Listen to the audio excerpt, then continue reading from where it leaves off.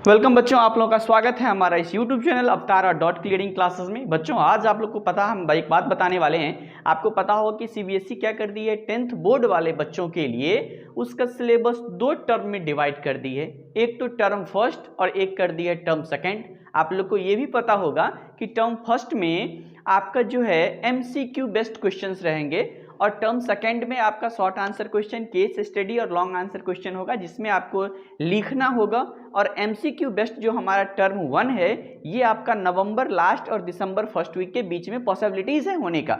तो बच्चों उसके अकॉर्डिंग आज हम लोग क्या कर रहे हैं, आपको एक थ्योरेटिकल पार्ट से स्टार्ट कर रहे हैं। बिकॉज हम मैथमेटिक्स एजुकेटर हैं तो मैथ्स का जो भी आपका कॉन्सेप्ट है, जो हमारा नवंबर या दिसंबर में एग्जाम जो हो रहा है MCQ बेस्ड, और उसमें क्या क्या आएगा सिलेबस, उसके बारे में हम लोग डिस्कस करेंगे। साथ ही बच्चों हम आपको बता दें कि इसका एक और चैनल है स्कूलिया, उस पर क्या कर सकते हैं, इस जो चैप्टर हम पढ़ा रहे हैं उससे रिलेटेड जो भी क्वेश्चंस है उसका हम लोग उस पर सॉल्यूशन पढ़ते हैं।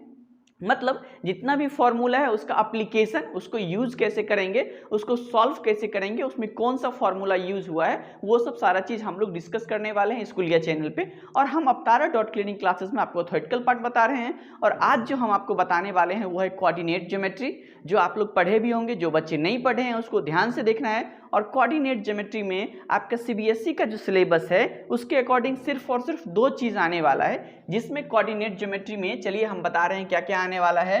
ये है आपका कोऑर्डिनेट ज्योमेट्री, कोऑर्डिनेट जियोमेट्री, ठीक है। इसमें जो आपका MCQ बेस्ड जो क्वेश्चन होगा, MCQ उसमें आ रहा है, सबसे पहला चीज आपको ध्यान देना है कि इसमें हो जाएगा हमारा डिस्टेंस फार्मूला, डिस्टेंस फार्मूला ये चीज आएगा। और एक दूसरा चीज जो आने वाला है वो है अपना सेक्शन फार्मूला, सेक्शन फार्मूला, ठीक है। इस दो चीज को पढ़ने के लिए हमको थोड़ा सा इंट्रोडक्शन आप लोग को बताना होगा ये कोऑर्डिनेट ज्योमेट्री के बारे में, कि दरअसल ये होता क्या है, हम लोग कैसे पॉइंट को डिफाइन करते हैं, हमारा x कोऑर्डिनेट क्या होता है, हमारा y कोऑर्डिनेट क्या होता है, हमारा x एक्सिस क्या होता है, हमारा y एक्सिस क्या होता है, टू डायमेंशनल फिगर कैसे होता है, ये सब हम लोग पहले जानेंगे। और फिर इसके बाद हम आपको बताएंगे कि डिस्टेंस फार्मूला कैसे प्रूफ करते हैं और उसको हम लोग क्या फार्मूला होता है। और दूसरा चीज हम लोग बात करेंगे सेक्शन फार्मूला। तो बच्चों आप लोग ध्यान से देखिए हमारे इस लेक्चर को और आप लोग समझने का भी कोशिश करेंगे कि हम कैसे बता रहे हैं। सबसे पहले हम इंट्रोडक्शन में आपको बताना चाहेंगे कोऑर्डिनेट ज्योमेट्री में क्या क्या होता है। चलिए सबसे पहले हमको एक नंबर्स लिखते हैं, चलिए स्मॉल ब्रैकेट्स में अगर हम लोग यहाँ पे लिख दें 3 और कॉमा मान लेते हैं 5 लिख दिए, तो दरअसल ये हमारा एक कोऑर्डिनेट पॉइंट होता है, जिसमें फर्स्ट वाला जो नंबर्स होते हैं, जो पोजीशन होता है, उसको हम लोग बोल देते हैं एक्स कोऑर्डिनेट, ठीक है।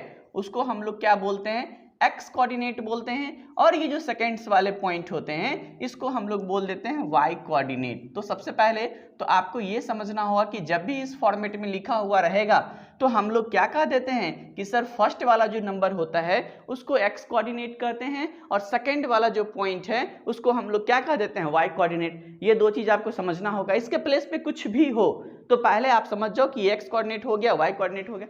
मेनली अगर हम इसको डिस्कस करें हम अपने फ्रेम पे, कोऑर्डिनेट फ्रेम पे, वो कैसे होगा, तो आप एक चीज समझो। मैं यहाँ पे एक डायमेंशन 2D फिगर ड्रॉ कर रहा हूँ। ये देख लीजिए हमारा एक वर्टिकली एक्सिस हम लोग ड्रॉ कर दिए।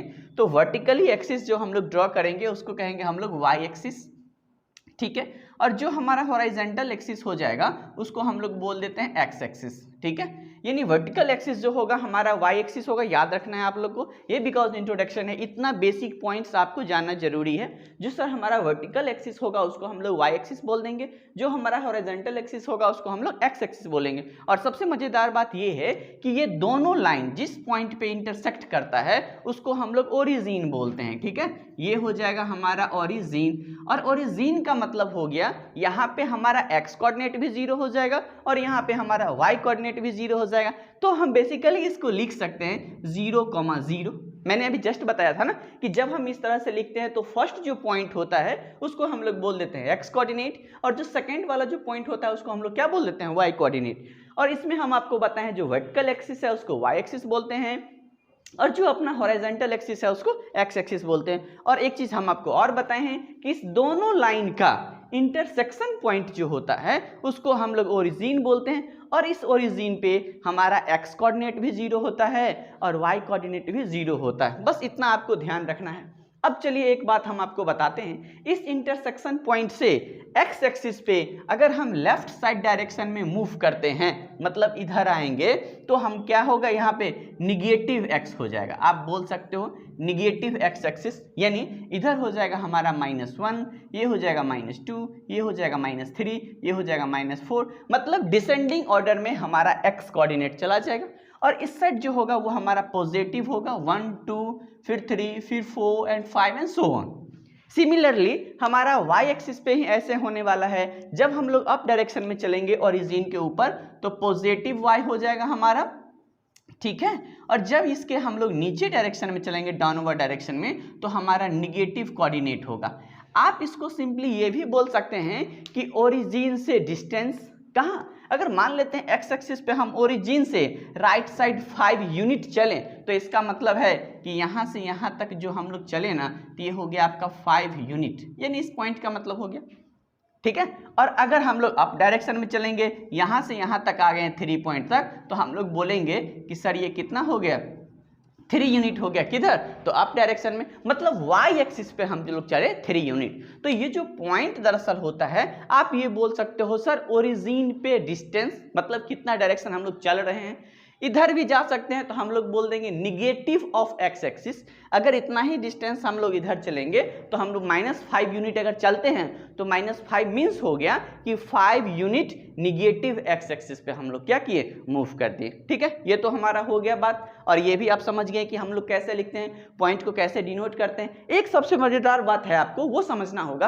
आप इस चीज को नोटिस कीजिए कि x एक्सिस पे y का कहेगा वैल्यू कुछ होगा, y कोऑर्डिनेट, तो कहेंगे नहीं, याद रखना है कि x बराबर क्या होता है, 0, कहाँ पे, y एक्सिस पे।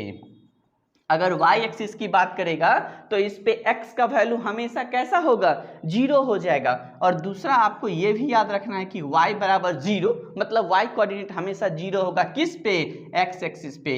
ये सबसे इंपॉर्टेंट पॉइंट है जो आपको याद रखना है।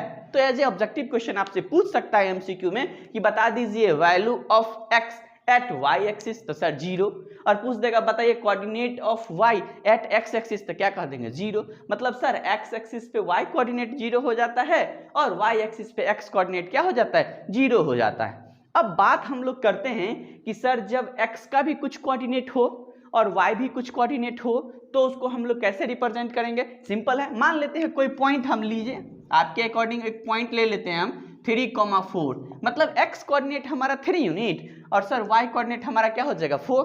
तो x पे 3 देखिए ना, यहाँ पे है, ये x पर 3 हो गया ना, तो ये क्या कर देंगे, y बराबर एक लाइन खींच देंगे जो x बराबर 3 से पास करेगा। तो एक बात तो आप समझ गए कि सर जब y बराबर कांस्टेंट होगा, सॉरी y नहीं, यहाँ पे पहले हम लिखते हैं x बराबर कांस्टेंट, मतलब कांस्टेंट मतलब कोई भी नंबर। जब x बराबर कोई नंबर हम लोग लिखेंगे तो वो हमेशा y एक्सिस के पैरेलल एक लाइन ड्रा कर देगा, तो हम लोग लिख देंगे parallel to y axis, parallel to y axis. ध्यान देना भाई, बहुत ही इंपॉर्टेंट चीज है कि अगर x बराबर कोई नंबर हो, कोई कांस्टेंट हो, तो वो जो लाइन ड्रॉ करेंगे वो हमेशा पैरेलल टू y एक्सिस हो जाएगा। अब हम लोग बात करते हैं कि सर y बराबर कोई नंबर ले लीजिए ना, मतलब कोई भी कांस्टेंट, और यहाँ y बराबर क्या लिए हैं 4, तो 4 ढूंढिए, यहाँ है, तो ये हो जाएगा हमारा x एक्सिस के पैरेलल। देख लीजिए ये हमारा क्या हो गया, x एक्सिस के पैरेलल ड्रॉ कर दिए और ये y एक्सिस के पैरेलल ड्रॉ कर दिए। तो y बराबर जब कांस्टेंट होगा तो हम लोग इसको लिख देंगे कि सर ये पैरेलल टू x एक्सिस हो जाएगा। तो अभी तक अगर हमसे पूछते हैं कि सर इंपॉर्टेंट पॉइंट बताइए ना, हम क्या सब याद कर लें, तो हम तो ये कहेंगे कि देखिए याद रखिएगा y एक्सिस पे x का कोऑर्डिनेट हमेशा 0, x एक्सिस पे y का कोऑर्डिनेट हमेशा 0, हॉरिजॉन्टल एक्सिस को x एक्सिस बोलते हैं, वर्टिकल एक्सिस को y एक्सिस बोलेंगे, दोनों का इंटरसेक्शन पॉइंट हमारा 0 हो जाएगा। x अगर कांस्टेंट रहेगा, कोई भी number positive negative fraction doesn't matter, अगर रहेगा तो parallel to y axis, and similarly y बराबर कांस्टेंट होगा पैरेलल टू x एक्सिस। बस इतना पॉइंट याद रखिए ना, तो कोऑर्डिनेट आप आसानी से सॉल्व कर सकते हैं। लेकिन अब ये हम पॉइंट दिखा रहे हैं 3,4, वो कैसे होगा, जस्ट हमने बताया कि x बराबर 3 है ना x कोऑर्डिनेट, तो 3 parallel to y axis draw कर दिया, और x y बराबर 4 है, तो ये पैरेलल टू x एक्सिस ये भी ड्रॉ कर दिए। इस दोनों का इंटरसेक्शन पॉइंट देखेंगे तो देख लीजिए यहाँ पे आया इसका इंटरसेक्शन पॉइंट, मतलब इस पॉइंट का नेमिंग करेंगे तो सर x बराबर 3 कोऑर्डिनेट और y बराबर 4, मतलब ये पॉइंट यहाँ हो जाएगा। सिमिलरली और हम लोग कुछ लेंगे तो सिमिलरली इसमें भी कोऑर्डिनेट आ जाएगा, इसमें भी आ जाएगा, इसमें भी कोऑर्डिनेट आ जाएगा। इसका मतलब है कि 2 डायमेंशनल जब हम लोग फिगर ड्रॉ करते हैं x कोऑर्डिनेट और y एक्सिस, इसको कोऑर्डिनेट फ्रेम आप बोलो, तो ये 4 पार्ट में डिवाइड हो जाता है, जिसको हम लोग कहते हैं क्या चीज, क्वाड्रांट बोलते हैं। जैसे ये फर्स्ट क्वाड्रांट हो जाएगा, एंटी क्लॉकवाइज डायरेक्शन में मूव करिए, किस डायरेक्शन में, एंटी क्लॉकवाइज डायरेक्शन में मूव करिए, तो इसको हम लोग बोल देंगे फर्स्ट क्वाड्रांट। ये हो जाएगा हमारा सेकेंड क्वाड्रांट, ये हमारा हो जाएगा थर्ड क्वाड्रांट, और ये हो जाएगा हमारा फोर्थ क्वाड्रांट। ऐसे हम लोग काउंट करते हैं, ऐसे एंटी क्लॉकवाइज डायरेक्शन में मूव करते हैं। अब बात हो गई कि सर यहाँ 3,4 दिए, तो यहाँ पे क्या होगा बाबू, ये सबको 3 को बंद कर दो, पहले x कोऑर्डिनेट लिखते हैं ना, तो चलो x कोऑर्डिनेट पहले लिखते हैं। तो यहाँ पे x मूव करेंगे तो यहाँ पॉजिटिव x की निगेटिव x, तो निगेटिव x, तो हमारा x का वैल्यू सेकेंड क्वाड्रेंट में हमेशा निगेटिव होगा और y कोऑर्डिनेट क्या होगा, पॉजिटिव होगा। तो सेकेंड क्वाड्रेंट में आपको याद रखना है कि सर x निगेटिव हो जाएगा और y हमारा क्या हो जाएगा, पॉजिटिव हो जाएगा। सिमिलरली थर्ड क्वाड्रेंट में y हमारा निगेटिव, x हमारा निगेटिव, तो ये भी माइनस और ये भी माइनस, दोनों माइनस माइनस हो गया। और अब बात करते हैं फोर्थ क्वाड्रेंट में, तो सर पहले x कोऑर्डिनेट लिखते हैं, तो हम लोग x कोऑर्डिनेट देखेंगे ये क्या है, पॉजिटिव, तो पॉजिटिव। फिर हम लोग सर y कोऑर्डिनेट लिखते हैं, तो y कोऑर्डिनेट देखिए यहाँ क्या है, निगेटिव। तो फोर्थ क्वाड्रेंट में हमारा x पॉजिटिव हो जाएगा, y निगेटिव हो जाएगा। फर्स्ट क्वाड्रेंट में x भी पॉजिटिव, y भी पॉजिटिव, सेकेंड क्वाड्रेंट में x negative, y positive, and third quadrant में both are negative, that means x coordinate भी निगेटिव हो जाएगा और y कोऑर्डिनेट भी निगेटिव हो जाएगा। ध्यान रखना। आप कहोगे सर एमसीक्यू में इसमें क्वेश्चन कैसे आएगा, बखूबी आएगा, आपसे पूछ देगा ना। देखिए हम 4 ऑप्शन दे रहे हैं। पहला क्वेश्चन हम आपको दे रहे हैं कि x बराबर 3 लिख रहे हैं, y 5 कोऑर्डिनेट। सेकेंड में हम आपको लिख रहे हैं -3 और -2।